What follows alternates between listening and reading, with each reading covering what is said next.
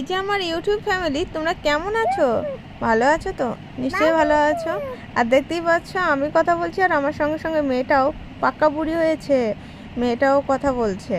So যাই হোক, welcome back to my channel Prapti's ব্লগে। তোমাদের অনেক অনেক অনেক ওয়েলকাম, অনেক ভালোবাসা। এখন সকালের কাজকর্ম নিয়ে চলে এসেছি। এই দেখো, বিছানার চাদরটাকে অনেকদিন ধরেই চেঞ্জ করব ভাবছি, বাট চেঞ্জ আর করা হচ্ছে না, মানে সময় আর হচ্ছে না। সো যাই হোক, আজকে ফাইনালি আমি এখানে দেখো চাদরগুলোকে চেঞ্জ করে দিচ্ছি, আবার নতুন করে চাদরও পেরে দিচ্ছি। আর জানলাগুলোকে খুলে দিলাম, কারণ একটু রোদ বাতাস ঢুকুক দেন, তারপর আমি আবার জানলাগুলো লাগিয়ে।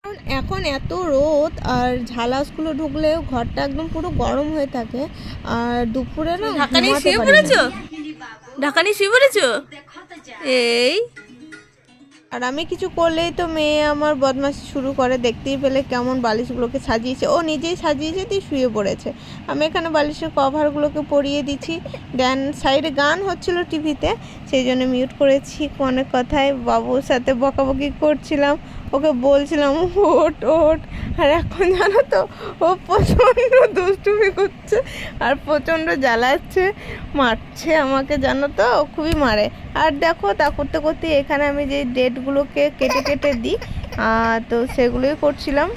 তারপর স্নান ধান করে পুজো করার জন্য চলে এলাম ছাদে। শাড়ি টাড়ি পরে নিয়েছি আর পিছন দিকে মিস্ত্রিগুলো কাজ করছে, দেখতেই পাচ্ছ। বাড়িটা রং করছে আর কি, পাশের বাড়ি কাকিমাদের বাড়িটা রং করছে। আর আমি চলে এলাম ঠাকুরঘর অনেক দিন পরই আমার আসা, যেহেতু অসুস্থ হয়ে পড়েছিলাম। অসুস্থ বলতে কি, আমার শরীরটা অনেকটাই খারাপ হয়ে গেছে, তোমরা দেখেও বুঝতে পারছো আমার শরীরটা অনেকটাই খারাপ হয়ে গেছে। তো সেই জন্যে ডাক্তার এসব করলাম, এখন একটু ঠিক আছি।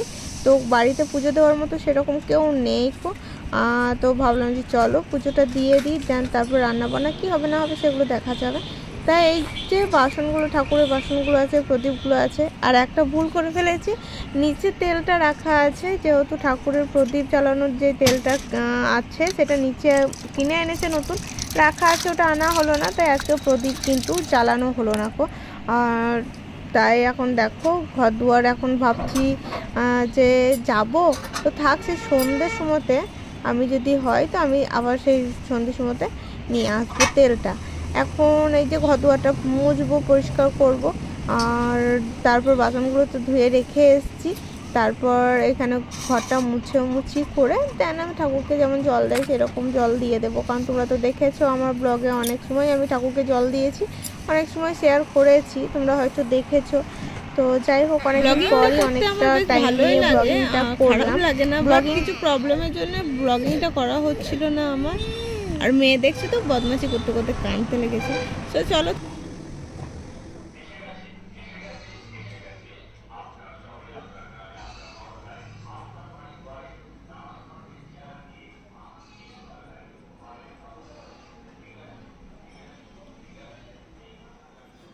আর এই ফার্স্ট টাইম আমার মেয়ে সেলুনে গেলে চুল কাটতে, দেখে দারুণই লাগছিল। আমার বর তো ভিডিও করে এনেছে, সত্যি বলছি খুব ভালো লাগছিল, আনন্দও লাগছিল। ফার্স্ট টাইম চুল কাটা ওর, কারণ ও চুল কাটতেই চায় না। লক্ষ্মী মেয়ের মতো নাকি ও চুল কেটেছে, দেখতেই পাচ্ছ। আর একবার মামা করছিল, যেহেতু আমি সঙ্গে যাইনি তাই, তো খুব মানে লক্ষ্মী হয়ে গেছে।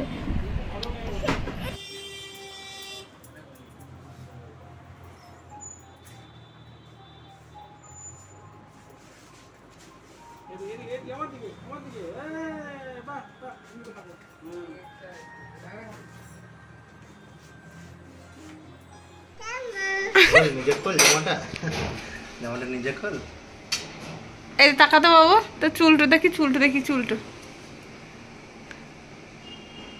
এরকম ভাবে বলেছে সেরকম ভাবে কেটেছে, মাথা নামাও, এই কিছু তাকাও, এই কিছু। আরে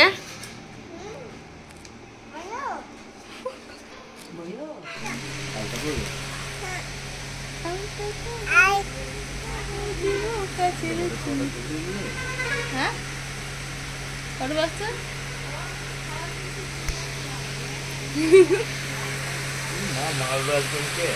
মারি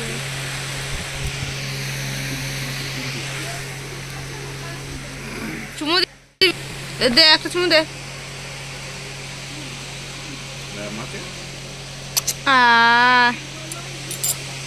দিস না, পাপাকে দিস না। বাবাকে চুমু দিয়ে দিলি? হ্যাঁ বেশ করেছি। আর এলে এলে এটা খেয়ে দে। তুই চুল কেটেছিস? বাবু বল, চুল কেটেছিস? নেড়া করবো।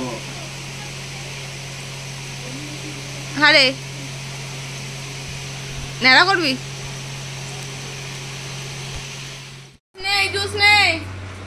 এখন প্রায় বাজে 7টা। এখন আবার রান্না বান্না করতে বসবো। দেখি গরমে রুটি বুটি করতে ভালো লাগছে না, কি করবো সেটাই দেখি। এই যে মেয়ে খেলা করছে। চলো কি রান্না বান্না হয়, ভাত তো হবেই।